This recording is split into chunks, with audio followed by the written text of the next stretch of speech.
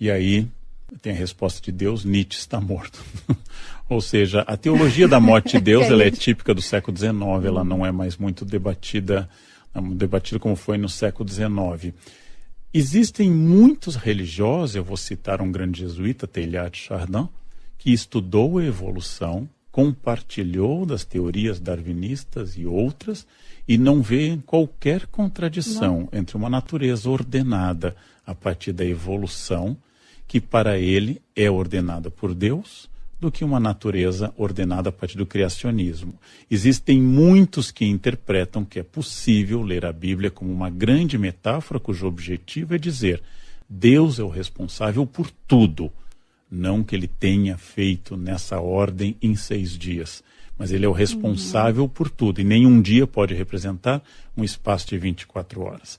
Ou seja, essa ideia é aquilo que os judeus em particular, ao praticarem dentro da tradição da Kabbalah ou do registro do Talmud, que é a verdadeira interpretação do texto, e não a fidelização à letra, ou seja, a prisão à letra, a tentativa de ir além da interpretação. Isso existe também em religião. Só para dizer ao nosso caro ouvinte que é possível ler A Origem das Espécies, livro fundamental do século XIX, e é possível permanecer religioso também. Certo, muito bem. O Érico pergunta se religião e livre-arbítrio seriam excludentes.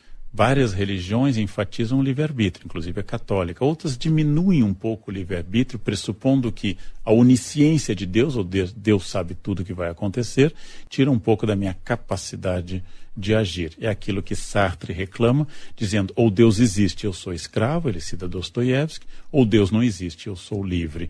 Livre-arbítrio é um princípio que foi dado a alguns seres criados, como o próprio demônio e como os próprios homens, de escolherem entre o bem e o mal. Qual é o sentido disso?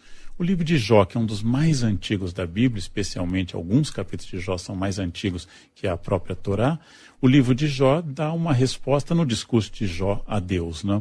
Você nunca poderá entender o que funciona por trás dessa lógica, porque sou eu que fisguei o Leviatã, ou seja, o monstro dos mares. Você nunca captará isso. Então não tente explicar nem justificar, isso foge à sua compreensão. Sempre tem um antagonista, vamos dizer assim, grosso modo? Sempre tem um mal? Existem religiões maniqueístas, ou seja, divididas entre o bem e o mal, como o zoroastrismo persa, que existe até hoje. Ele pressupõe um Deus do bem e um Deus do mal, resolvendo assim um problema que a gente chama de teogonia, que é o problema de onde surgiu o mal. Ou seja, se há um Deus que é todo bondade e amor, Deus caritas est, Deus é amor, a definição do apóstolo João e a encíclica recente de Papa, que existe um Deus de amor. E aí fica aquela pergunta: como explicar o câncer infantil?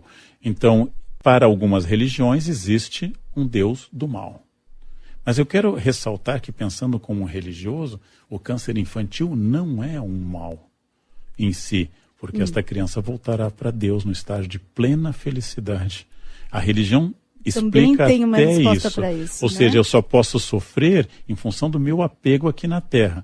Porém, se o objetivo de toda a vida é transcender para a eternidade, a morte para o religioso é uma companheira e não uma adversária. Nossa, olha, o professor Leandro Carnal já estourou demais até o horário que nós combinamos com ele. Eu estou me fingindo aqui que não estou olhando o relógio. O Paulo Tarso pergunta se maçonaria e Rosa Cruzes são considerados religião. É um pouco complexo, porque existe um movimento Rosa Cruz que se crê antiquíssimo, que teria raízes no Egito, e a maçonaria também estabelece uma relação direta com as guildas de construção de catedrais na Idade Média. Fazer essa relação direta entre Idade Média e maçonaria e Egito Antigo e movimento Rosa Cruz é um pouquinho complexo, essa é uma criação mais difícil de debater. Mas especialmente no caso da maçonaria, que teve uma importância fundamental na história do Brasil, no caso da maçonaria é difícil fazer afirmações, porque a maçonaria se baseia na ideia de segredo. A maçonaria sofre hoje no Brasil uma diminuição dos seus membros, que na prática é uma diminuição de pertencimento, que atinge também os partidos políticos e outras associações. Eu não tenho os números, mas talvez seja provável que outros organismos, como o Rotary e outros, também estejam sofrendo essa diminuição da ideia de pertencimento, ou seja, da ascensão da opção individual. Então, maçonaria e Rosa Cruz são expressões que trabalham com a ideia de Deus, o grande arquiteto do universo, mas não podem ser consideradas rigorosamente uma religião. Muito bem. Já que falamos aí de religiões, da questão do antagonismo, né, do bem e do mal, e de religiões específicas do mal e do bem e tal, as pessoas que são satanistas, elas se consideram do mal? Existem muitos satanismos, né? Existe um movimento satânico muito renovado na Califórnia hoje. Eu dei um curso na Unicamp sobre a biografia do demônio.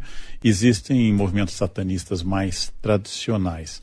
Bem, em primeiro lugar, usando uma expressão que está na Bíblia, né? O demônio crê em Deus, né? O demônio nunca duvida da existência de Deus. O demônio não é ateu, né? Porque ele sabe quem o jogou lá. Então só pode haver ateus entre os homens. Os demônios sabem exatamente quem é o seu carcereiro.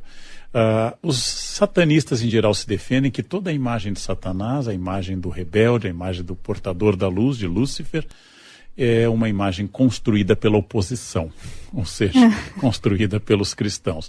Se o arcanjo é o mais belo dos anjos, representá-lo como um ser disforme, com um rosto monstruoso, é uma criação nossa. Um dos argumentos satanistas importantes é que numa das tentações de Cristo, quando o demônio diz a Jesus, tudo isso te darei, se prostrado me adorares, e Jesus recusa dizendo que está escrito, só adorarás ao Senhor teu Deus, mas não recusa que o mundo seja do demônio, ou seja, tudo isso te darei, é sinal de que o mundo é dele. E esta é uma tradição muito forte. O Deus que criou o mundo afastou-se, e o mundo está entregue aos homens e aos demônios. O que explicaria muito mais esse mundo do que a teoria religiosa. Não? Mas a ideia que existe entre gnósticos e outras expressões religiosas é que Deus se afastou, um pouco como os hindus concebem que Brahma, o Criador, não é exatamente presente. Haja vista que na Índia, com tantos deuses, só há um templo a Brahma em toda a Índia. Não? Mas não quer dizer que eles, então, preguem ações malévolas? É difícil dizer isso. Toda a construção sobre o satanismo ela é cristã.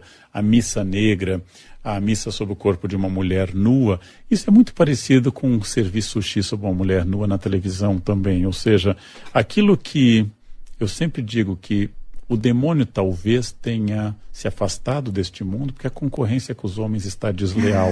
Ele acha que ele não tem mais nada a oferecer depois das experiências como Auschwitz. O demônio deve estar envergonhado e pensando que as maldades que ele pensou são tão pequenas comparativamente. Somos capazes de cada coisa. Bom, fechando aqui então, professor Leandro Carnal, já que falamos de conflitos religiosos, de tantas atrocidades cometidas em nome da fé, né? Estamos vendo aí o Estado Islâmico agindo. O Giovanni do Nascimento pergunta aqui, a religião mais ajuda ou mais atrapalha a sociedade, considerando tudo? Eu quero sempre enfatizar que a religião é rigorosamente um signo aberto, significando que ela serve a qualquer propósito que você queira. Pode ser o propósito de controle social e pode ser o propósito revolucionário. Pode ser o propósito da paz ou o propósito de promover a guerra. Você pode melhorar as pessoas através do instinto religioso, no sentido de torná-las mais solidárias. E pode fazer da religião uma base para você, por exemplo, dizer que a terra é sua, que outro povo de outra religião não tem direito àquela terra. O grande problema é que a religião é aberta e, como tal, ela serve para qualquer coisa. Como seria uma sociedade inteiramente sem religião? É muito difícil responder, porque ela não existe até hoje. Não? Agora, que experiência nós temos do século XX? Grandes líderes ateus como Stalin e Mao Tse-tung mataram milhões. Hitler e Mussolini eram de origem católica, ambos. Há gente que mata em nome de Deus, cruzadas. Há gente que mata em nome do ateísmo, como a União Soviética, que demoliu igrejas, como a do Salvador, e perseguiu religiosos. Eu acho que nós somos bons e maus independente das religiões. As religiões apenas dão nome, potencializam e canalizam coisas.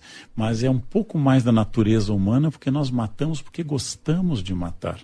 E não porque exista um Deus do bem ou do mal instigando a isso. Então, eu acho que a religião é fundamental para explicar o mundo. E como se diz, Deus terminará, quando o homem desaparecer, terminará Deus para a crença de quem não é religioso. Mas será bem próximo, ou seja, porque são duas coisas muito ligadas na nossa cultura. Muito bem. Nossa, que aula, hein, professor? Muito obrigada mesmo pela sua presença. Agradeço, Tânia, e a paciência dos ouvintes de ouvirem nessa noite essas explicações. Maravilhoso. Aliás, os ouvintes adoraram, tem muitos e-mails. A Carla Vanessa pergunta como eu posso ouvir. Daqui a pouquinho eu vou disponibilizar o link da íntegra da entrevista com o professor Leandro Carnal. Vai ficar no site da CBN, vou colocar também nas redes sociais. O historiador Leandro Carnal, que é professor da Unicamp, é um especialista em história das religiões, nos falando sobre as diversas religiões, sobre espiritualidade, sobre fundamentalismo, sobre conflitos religiosos. Agradeço demais também aos ouvintes que mandaram as suas perguntas.